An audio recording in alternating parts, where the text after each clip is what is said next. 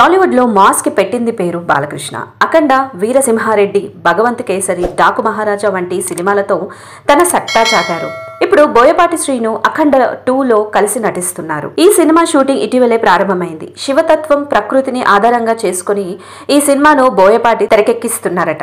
ఇది అఖండ కంటే మెరుగ్గా ఉంటుందని, బాలయ్య కెరీర్ లోని అతిపెద్ద బ్లాక్ బస్టర్ అవుతుందని అంటున్నారు.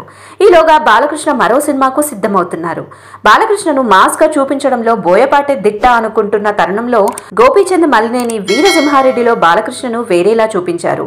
ఇప్పుడు ఈ కాంబినేషన్ మళ్లీ రిపీట్ కానుందట. బాలకృష్ణ తదుపరి సినిమా గోపీచంద్ మలినేనితో ఉంటుందని సమాచారం. ప్రస్తుతం సోషల్ మీడియాలో ఈ వార్త చక్కర్లు కొడుతోంది.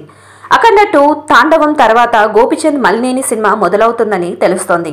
జూన్ 10న బాలకృష్ణ పుట్టినరోజున ఈ సినిమా ప్రారంభం కానుందని అంటున్నారు. అయితే ఈ వార్తలో ఎంత నిజముందో తెలియాల్సి ఉంది.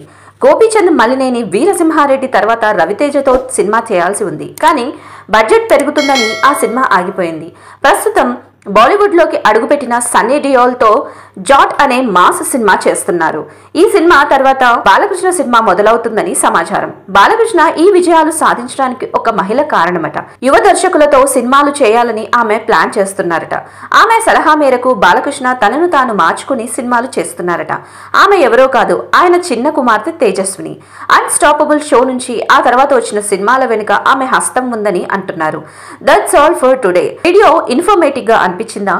అయితే ఇంకెందుకు ఆలస్యం, నచ్చితే లైక్ చేసి మీ ఫ్రెండ్స్ అండ్ ఫ్యామిలీ మెంబర్స్ కి షేర్ చేయండి. మన ఛానల్లో వీడియోలు మిస్ కాకూడదంటే ఆ పక్కనే ఉన్న రెడ్ కలర్ సబ్స్క్రైబ్ బటన్ ను క్లిక్ చేయండి. By by.